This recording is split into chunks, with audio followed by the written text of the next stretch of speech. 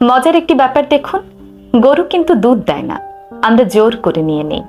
গাধাও বোঝা বহন করে না, আমরা জোর করে তার পিঠে চাপিয়ে দিই। বনের বাঘও তো দুধ দেয়, আমরা কেউই তা সংগ্রহ করতে যাই না, কিংবা সিংহের পিঠে আমাদের বোঝা উঠিয়ে দিই না। বাঘ আর সিংহ মানুষের কোনো কাজেই আসে না, বরং সুযোগ পেলেই তারা আপনাকে গিলে খেতে পারে। অপরদিকে গাধা এবং গরু আমাদের অনেক কাজে আসে, দৈনন্দিন জীবনে তাদের ছাড়া আমাদের চলেই না। তবুও গরু এবং গাধাকে আমরা বোকা এবং অবহেলার পাত্র হিসেবে বিবেচনা করি। অপরদিকে বাঘ আর সিংহ, তারা হলো বনের রাজা।